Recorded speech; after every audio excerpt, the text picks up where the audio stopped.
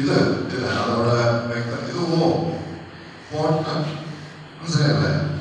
ഓ ശബ്ദമാണ്. ഷോർട്ട് ഓ അങ്ങനെയുള്ള എന്ത് ചെയ്യുക?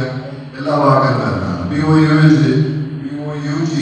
വാങ്ങി എന്നുള്ള ബൈബിളിലെ പാസ്റ്റ് ടെൻസിലും ഏത് തന്നെയാണ്? ഈ ഷോർട്ട് ഓ ശബ്ദം തന്നെയാണ്. അത് ഓയാണ്. ഓ ഓ കേട്ടോ? അങ്ങനെ ചെറുതായാലും മലയാളത്തിൽ എഴുതിയിരിക്കാം. അടുത്ത ഇനത്തിൽ എന്ത് ചെയ്യുക? ലോങ് വോവൽസ് ആണ്. ലോങ് വോവൽസ് എന്ന് പറയുമ്പോഴത്തേക്കും ഇത് ഈ ആണ്. സീറ്റ് ബീറ്റ് BEAT അങ്ങനെയുള്ള വാക്കുകളെല്ലാം നമ്മൾ എന്ത് ചെയ്യും? ഈ ശബ്ദത്തിലൂടെ നീട്ടി ഉച്ചരിക്കും. അതല്ലോ ബിറ്റ് പോലെയാണോ ബീറ്റ് പറയുന്നത്? അല്ല. അപ്പൊ ബീറ്റ് എന്ന വാക്കില രണ്ട് ശബ്ദവും തുടക്കത്തിലൊടുക്കത്തിലും ബിറ്റ് പോലെ തന്നെയാണ്. പക്ഷെ നടുക്കെന്തുണ്ട്? ഈ ശബ്ദം. ആ ഈ ശബ്ദം എന്ത് ചെയ്യുന്നുള്ള നീട്ടി ഉച്ചരിക്കുന്നു. അതിന് ലോങ് ഓവറായിട്ട് വരും. അപ്പോഴത്തേക്കും അതെന്ത് ചെയ്യുക?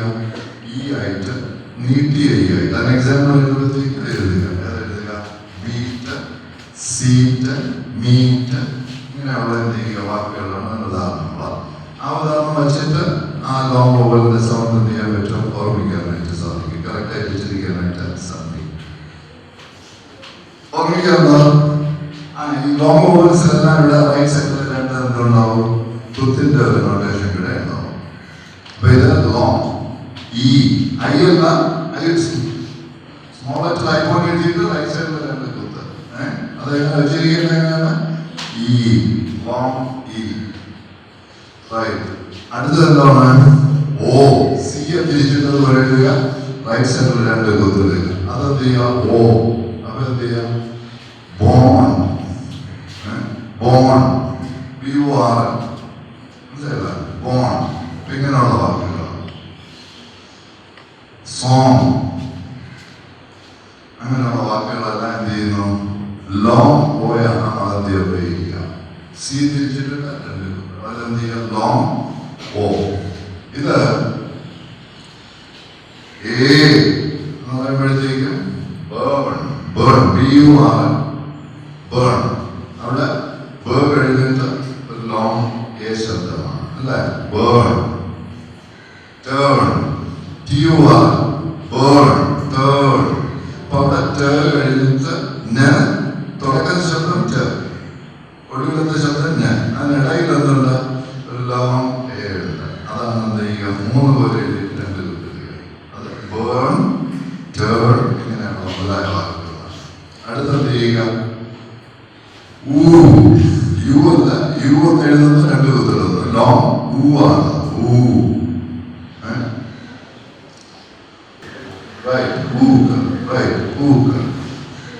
ഷൂട്ട് അല്ലേ? അങ്ങനെ അതൊക്കെ ബെസ്റ്റ് എക്സാമ്പിൾസ് ആണ്. Shoot SHOOT. നടക്കെന്ത് ചെയ്യുക? ഡബിളോ. അപ്പൊ അതിലെന്ത് ചെയ്യുക? ലോങ് ആണ്. അത് എഴുതിക്കൊള്ളുക. അടുത്തത് എന്ത് ചെയ്യുന്നത്? Barn BAR barn. Barn meaning തൊഴുത്ത്. റൈറ്റ്. ബാൺ അല്ലേ? അപ്പൊ ഇങ്ങനെയുള്ള പിന്നെ ഇത് വരാം. അതേപോലെ ലോങ് ആയിട്ട് ഉപയോഗിക്കുന്ന വാക്കുകൾ ഏതൊക്കെ? ഫാം. റൈറ്റ്. ഫാം. അതിലൊക്കെ എന്തുണ്ട്? ഈ ലോങ് പോയാണ്. ഫാം. അതേസമയം ക്യാനിലൊന്നുമില്ല. ക്യാനൊക്കെ ഈ ഷോർട്ടായിരുന്നു. ക്യാൻ ഫ്ലാറ്റ് ആയിട്ടുള്ള ലോങ് വോവൽസ് 5 ഏതൊക്കെയാണ്? O A U A. ഓർമ്മിക്കാമോ? എങ്ങനെ ചെയ്യും? O A U A. ഇതാണ് എന്തോന്ന്? Long vowels. ഷോർട്ട് വോവൽസ് ഏതൊക്കെ? A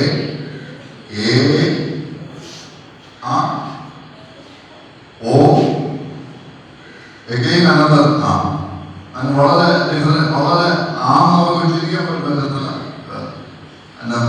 അനന്തർ വാക്ക് വെച്ച് ഓർമ്മിക്കുക. അനന്തർ ഇതെന്താണ്?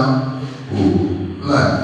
അപ്പോ 7 short vowels and 5 long vowels.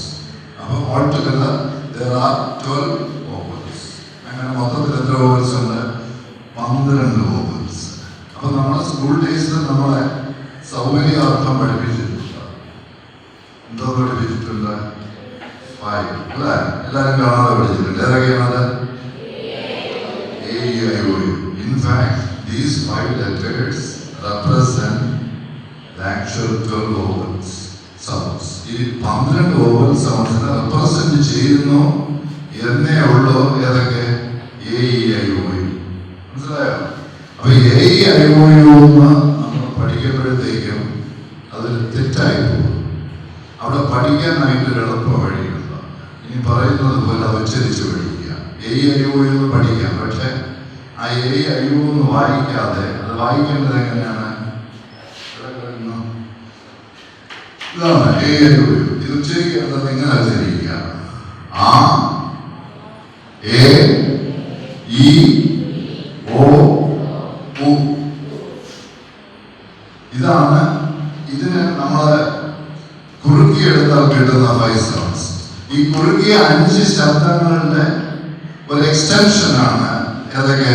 ഈ 12 vowels. മനസ്സിലായോ? ഈ 12 vowelsനെ ഒന്ന് കുറുക്കി എടുത്തു കഴിഞ്ഞാൽ കിട്ടുന്ന 5 ശബ്ദങ്ങളാണ് ഈ 5 അക്ഷരം കൊണ്ട് റെപ്രസെന്റ് ചെയ്യുക. ഇപ്പൊ നമ്മളെ കൊച്ചു ക്ലാസ്സിൽ നിങ്ങളിപ്പോ സ്കൂൾ ഡേയ്സിലൊക്കെ ഇത് ഡയറക്റ്റ് ആയി പഠിപ്പിച്ചു കഴിഞ്ഞാൽ കൺഫ്യൂഷൻ ആവും, ഭയങ്കര ബുദ്ധിമുട്ടായിട്ട് തോന്നും അല്ലെ? അതുകൊണ്ടായിരിക്കാം conveniently we have been taught that there are 5 vowels. അതുകൊണ്ട് സൗകര്യം ഞാനും സ്കൂൾ ഡേയ്സിലൊക്കെ പഠിക്കുമ്പോഴത്തേക്ക് ഇങ്ങനെ തന്നെ. എന്നിട്ട് ഗ്രാമർ സാധനങ്ങളോ പറഞ്ഞു ഇതിന് ചില എക്സെപ്ഷൻസ് ഉണ്ട്. എന്നുള്ളത് നമ്മൾ ഉപയോഗിക്കുമ്പോൾ വോവൽസിന് ചില യൂണിവേഴ്സിറ്റി, വൺമാൻ ആർമി ഇങ്ങനെയുള്ള ചില വാക്കുകളുടെ മുന്നിൽ നമ്മൾ ഓർമ്മിച്ചോളണം. ആനിന് പകരം ഏത് തന്നെ ഉപയോഗിക്കണം, ഏത് തന്നെ ഉപയോഗിക്കണം എന്ന് പറയും. ആ എക്സെപ്ഷൻ വേണ്ട. നമ്മൾ എങ്ങനെ പഠിച്ചു കഴിഞ്ഞാൽ ഇങ്ങനെ പഠിച്ചു കഴിഞ്ഞാൽ A-E-I-O-U എന്ന് എഴുതി പഠിക്കുക. പക്ഷെ അത് ഉച്ചയ്ക്ക് പഠിക്കുമ്പോഴത്തേക്ക് നിങ്ങൾ തന്നെ ആരെങ്കിലും നമ്മൾ അന്യന്മാരെ അനിയത്തിയാരെയോ നാട്ടുകാരെയോ പഠിപ്പിക്കുമ്പോഴത്തേക്കും വോവൽസ് ഏതൊക്കെയാണെന്ന് പറഞ്ഞു കഴിഞ്ഞാൽ A-E-I-O-U എന്ന് എഴുതി പഠിപ്പിക്കുക. പക്ഷെ അത് ഉച്ചരിക്കേണ്ടത് A-E-I-O-U എന്നുള്ള 5 എന്ത് ചെയ്യുക? ലെറ്റേഴ്സ് റെപ്രസെന്റ് ചെയ്യുന്ന സൗണ്ട്സ് ഏതൊക്കെയാണെന്ന് പറഞ്ഞു കഴിഞ്ഞാൽ ആ എ ഇ ഓ ഉ. മനസ്സിലായോ? അത് എഴുതി വെച്ചിരിക്കുക. A-E-I-O-U എഴുതിയിട്ട് വേണമെങ്കിൽ അതിന്റെ അടിയിൽ അത് റെപ്രസെന്റ് ചെയ്യുന്ന സൗണ്ട്സ് ഏതൊക്കെയാണ്? ആ എ ഇ ഓ ഉ. ഇതിന്റെ വകഭേദങ്ങൾ കൂടെ അല്ലെങ്കിൽ അതിന്റെ ലോങ് ഫോം കൂടെ ഒക്കെ ആവുമ്പോഴത്തേക്കാണ് ടോട്ടൽ വോവൽസ് ആവുന്നത്. നമ്മൾ പഠിച്ചു കണ്ടോ? അപ്പൊ ഈ 5 ലെറ്റേഴ്സ് റെപ്രസെന്റ് ചെയ്യുന്ന സൗണ്ട് ഏതെന്ന് ചോദിച്ചു കഴിഞ്ഞാൽ ഏതൊക്കെയാണ്? ആ എ ഇ ഓ ഉ. അത് എല്ലാവരും ഉച്ചരിച്ച് പഠിക്കുക. ഏതൊക്കെയാണ്? ആ എ ഇ ഓ ഉ. ഈ 5 എന്ത് ചെയ്യുക? സൗണ്ട്സിനെ റെപ്രസെന്റ് ചെയ്യുന്ന 5 ലെറ്റേഴ്സ് സൗകര്യാർത്ഥം നമ്മൾ പഠിപ്പിച്ചിരിക്കുന്നു. എങ്ങനെ പഠിപ്പിച്ചിരിക്കുന്നു? വോവൽസ് ആയിട്ട്. മനസ്സിലായോ?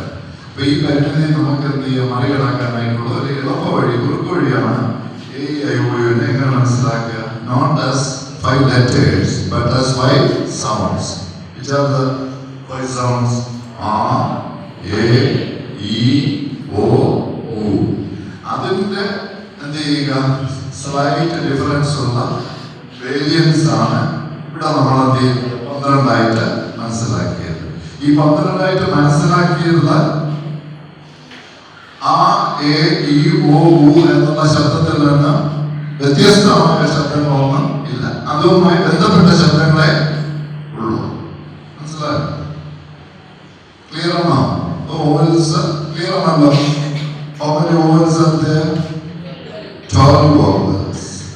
And for convenience, we have been taught that there are only 5 vowels and they are represented by the 5 letters. Which are the letters? A-E-I-O-U. But it is a mistake. We have to, though we study those 5 letters as vowels, we have to pronounce those letters as A, E, I, O, U, not to you. അല്ലേ? ഇവിടെ U എന്നുള്ള ശബ്ദം വരാൻ പാടില്ല. ഉ, ആ, A, E, ഓ, ഉ. ഉച്ചരിച്ച് പറയുക. പറയണോ? ആ, എ, ഇ, ഓ, ഉ. ഈ 5 സൗണ്ട്സിന്റെ അല്ലെങ്കിൽ 5 സൗണ്ട്സ് ഭിത്തി കോൺസെൻട്രേറ്റഡ് ആണ്. ഈ 5 സൗണ്ട്സിന്റെ വകഭേദങ്ങൾ മാത്രമാണ് ഇത് ഈ 12 വോവൽസ്. അപ്പൊ 12 വോവൽസ് ഉണ്ട്. അതിന്റെ എന്ത് ചെയ്യുക, റെപ്രസെന്റേഷൻ മാത്രമാണ് ഇത് എ ഐ ഒ എന്നുള്ള പഠിക്കുക. എ ഐ ഒ എഴുതി കഴിഞ്ഞാൽ നമ്മൾ എന്ത് ചെയ്ത് ഉച്ചരിച്ച് പഠിക്കരുത്. അതിന്റെ ഉച്ചാരണം എങ്ങനെ മനസ്സിലാക്കിയിരിക്കുക, ആ, എ, ഇ, ഓ, ഉ.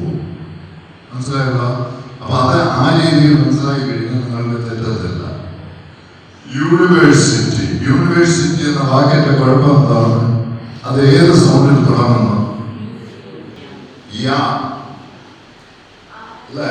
പിന്നീടാണ് യാ ശബ്ദത്തിൽ തുടങ്ങിയിട്ടാണ് എന്ത് ചെയ്യുക വരുന്നത്. അപ്പൊ യൂണിവേഴ്സിറ്റിയാണ്. അപ്പൊ അതിന്റെ തുടക്കം സൂക്ഷ്മമായിട്ട് നമ്മൾ ശ്രദ്ധിച്ചാൽ യായി. ഈ യാന്നുള്ള ശബ്ദം എന്തല്ല, ഓവലല്ല. ക്ലിയർ അല്ലേ? യാന്നുള്ള ശബ്ദം എന്തല്ല, ഓവലല്ല. അതുകൊണ്ടാണ് നമ്മൾ the clear and simple reason why we use a instead of an before the word university. University എന്ന വാക്കിന് മുന്നിൽ നമ്മൾ an ഉപയോഗിക്കാത്തതിന് കാരണം അതാണ്. വ്യക്തവും ലളിതവുമായ കാരണം. മനസ്സിലായോ?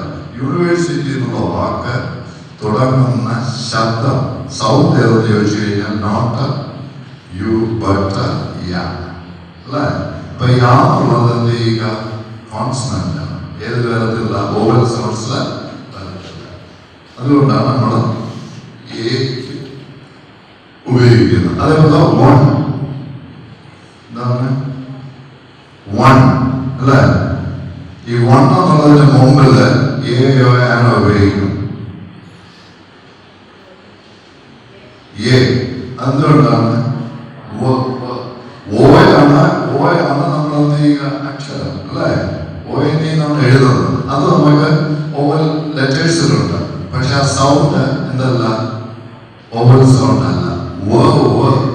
എന്നുള്ള ശബ്ദത്തിലാണ് ഏത് തുടങ്ങുന്നത്? ഇനി നമുക്കറിയാം അംബ്രല. അംബ്രലയ്ക്ക് മുന്നിൽ നമ്മൾ ഏത് ഉപയോഗിക്കും? ആൻഡ് ഉപയോഗിക്കും. അംബ്രല എന്ന വാക്ക് ഏത് തുടങ്ങുന്നു? ഏത് അക്ഷരത്തിൽ തുടങ്ങുന്നു? ഏത് അക്ഷരത്തിൽ തുടങ്ങുന്നു? യുവിൽ തുടങ്ങുന്നു. അപ്പൊ നമുക്ക് സംശയമില്ല, പണ്ടത്തെ പഠിത്തനുസരിച്ച് സംശയമില്ല. യു വന്നതുകൊണ്ടാണ് നമ്മൾ ഏത് ഉപയോഗിച്ചത്? ആൻഡ് ഉപയോഗിച്ചത്. പക്ഷെ യഥാർത്ഥത്തിൽ എന്താണ്, അംബ്രല തുടങ്ങുന്നത് ഏത് സൗണ്ടിലാണ്? ആ, അല്ലേ? ആ ശബ്ദത്തിലാണ് ഏത് തുടങ്ങുന്നത്? അംബ്രല. അത് കാരണമാണ് നമ്മൾ ഏത് ഉപയോഗിക്കുന്നത്? ആൻഡ് ഉപയോഗിക്കുന്നത്. അല്ലാതെ യു കണ്ടത് കൊണ്ടല്ല. മനസ്സിലായോ? ഇങ്ങനെ നമ്മളെ സൗണ്ടിൽ നിൽക്കണം. അപ്പൊ സൗണ്ട് സിമ്പിൾ. ആ, എ, ഇ, ഓ, ഉ. ഈ 5 സൗണ്ട് നമ്മൾ ഓർമ്മിച്ചു കഴിഞ്ഞാൽ ഈ സൗണ്ട് വെച്ച് തുടങ്ങുന്ന വാക്കുകളുടെ മുന്നിൽ നമ്മൾ ഏത് ഉപയോഗിക്കുക? ആൻഡ് ഉപയോഗിക്കുക. അല്ലാത്തടത്ത് എ ഉപയോഗിക്കുക. നമ്മളെ റൂൾ വരുന്നത്. അടുത്തിനി എന്തുണ്ട്? Diphthongs. Diphthongs meaning combination of vowels. എഴുതുക. ഡിഫ്തോങ്സ് എന്ന് പറഞ്ഞാൽ എന്താണ്? കോമ്പിനേഷൻ ഓഫ് വോവൽസ്, അല്ലേ? ഡിഫ്തോങ്സ് DIPH, രണ്ടുള്ള diphthongs. Diphthongs meaning combination of vowels. Vowel സൗണ്ട്സിനെ കമ്പൈൻ ചെയ്ത് നമ്മൾ എഴുതുന്നു. അതാണ് എന്തോന്ന് ഡിഫ്തോങ്സ് ആയിട്ട് അറിയപ്പെടുക. വോവൽ സൗണ്ട്സിനെ എന്ത് ചെയ്യുന്നു? കമ്പൈൻ ചെയ്ത് 2 വോവൽ സൗണ്ട്സ് ആയിട്ട് തരുന്നുണ്ട്. ഉദാഹരണത്തിന് നമ്മൾ മലയാളികൾ കുറച്ചുകൂടെ റഫാണ്, അല്ല, റിഫൈൻഡ് ആയിട്ട് സംസാരിക്കാറ്. നമ്മൾ പേപ്പർ എങ്ങനെ പറയും? പേപ്പർ, പേപ്പർ, അല്ലേ? പക്ഷെ അവിടെ എങ്ങനെയാണ് ഉച്ചരിക്കേണ്ടത്?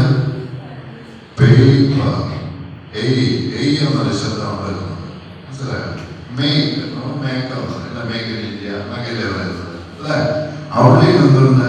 മേക്ക്, അപ്പൊ 2 വോവൽസ് ആണ് ഇവിടെ ചേർന്നത്. ബേക്കറി നമുക്ക് എന്ത് കിട്ടും? ക്രിസ്മസ് കേക്ക് കിട്ടും, അല്ലേ? നമ്മളെ എന്തോ പറയും? മലയാളത്തിൽ എഴുതുമ്പോഴും അങ്ങനെയാണ്. കേക്ക് കേക്കെന്ന് എഴുതാറുള്ളൂ.